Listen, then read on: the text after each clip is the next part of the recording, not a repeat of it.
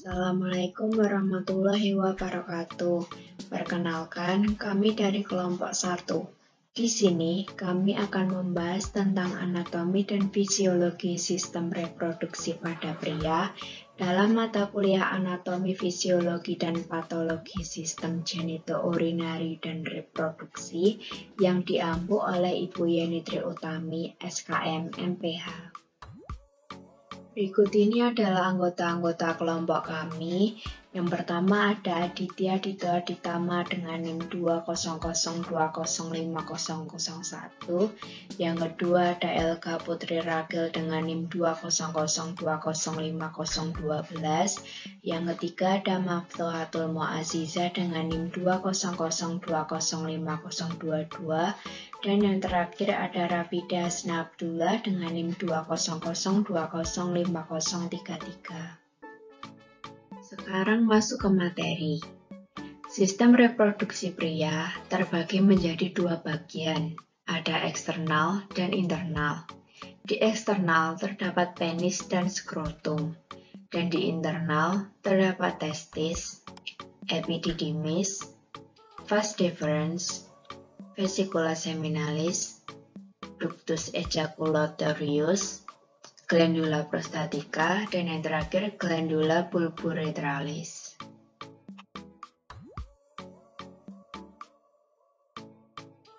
Secara anatomi, sistem reproduksi pria terdiri atas dua bagian.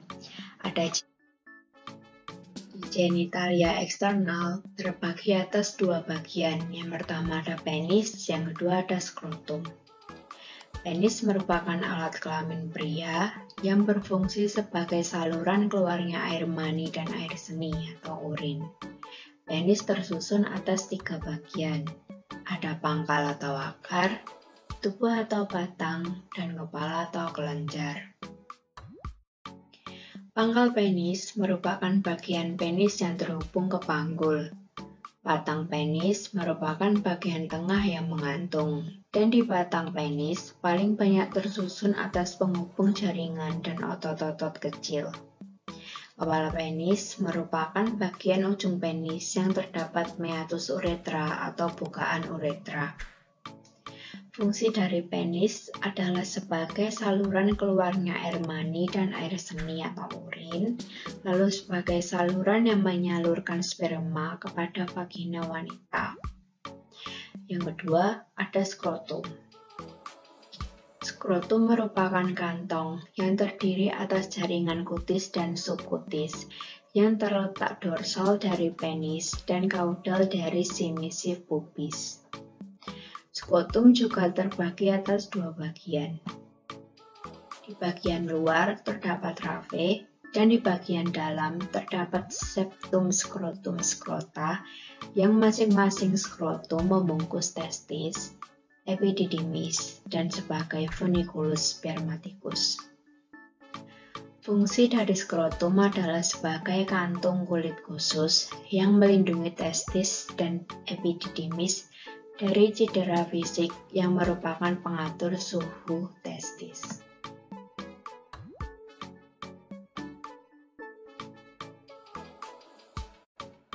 Berikut ini adalah tampilan dari penis.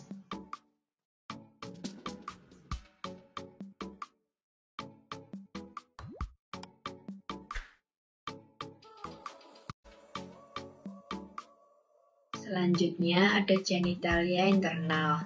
Genitalia internal terbagi atas 7 bagian. Yang pertama ada testis. Testis merupakan organ berbentuk ovoid dengan jumlah 2 buah.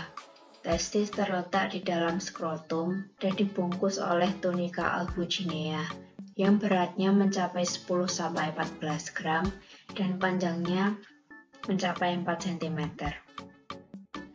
Testis merupakan kelenjar eksokrin atau menghasilkan spermatoza dan disebut juga kelenjar endokrin atau menghasilkan hormon pertumbuhan genitalia eksternal.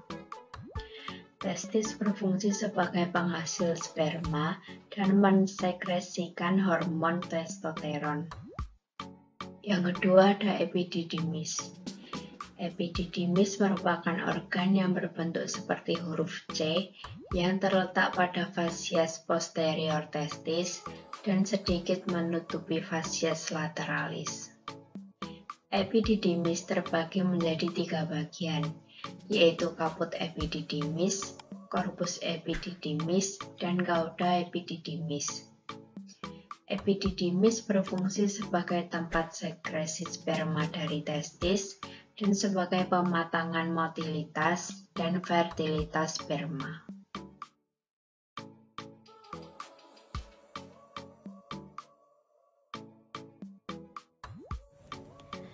Ketiga, ductus deferens atau vas deferens merupakan sebuah tabung yang dimiliki oleh kebanyakan vertebrata jantan.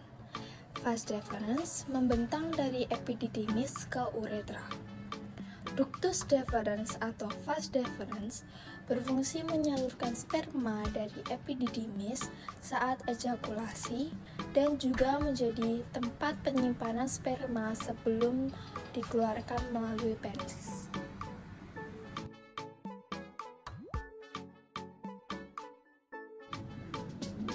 Keempat, vesicula seminalis merupakan organ yang berbentuk kantong yang bergelembung-gelembung yang menghasilkan cairan seminal. Jumlahnya ada 2 di bagian kanan dan kiri. Vesicula seminalis terbungkus oleh jaringan ika fibrosa dan muskular pada dinding posterior lumen uretra. Vesicula seminalis berfungsi sebagai penghasil fruktosa untuk memberi nutrisi sperma yang dikeluarkan.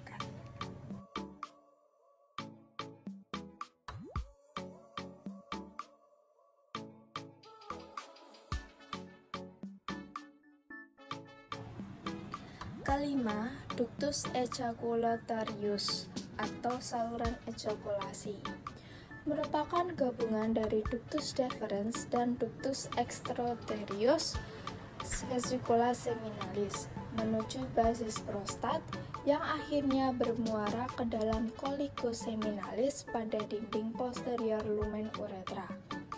Ductus ejaculatorius berfungsi membawa spermatoza dari vas deferens menuju ke basis prostat.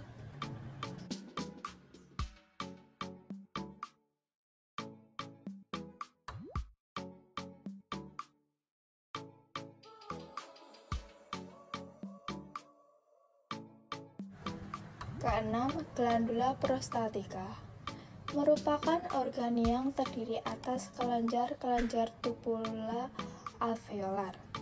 Terletak di dalam cavum pelvis subperitoneal, dorsal symphysis pubis, dilalui uretra pars prostatica. Glandula prostatica berfungsi mengeluarkan cairan-cairan basah yang menetralkan sekresi vagina yang asam, memicu pembekuan semen untuk menjaga sperma tetap berada dalam vagina pada saat penis dikeluarkan.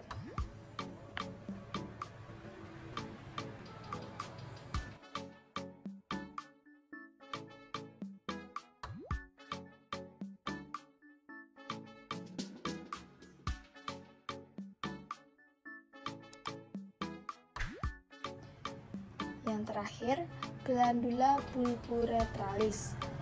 Glandula bulburetralis berbentuk bulat dan berjumlah 2 buah. Letaknya di dalam otot sphincter urethralis externum pada diafragma urogenital dorsal dari uretra pars membranaceae. Glandula bulburetralis berfungsi mengeluarkan mukus untuk pelumasan.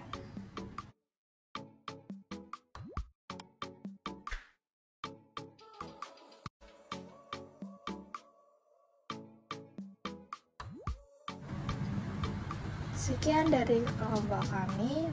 Mohon maaf apabila ada salah kata dalam presentasi ini. Terima kasih. Wassalamualaikum warahmatullahi wabarakatuh.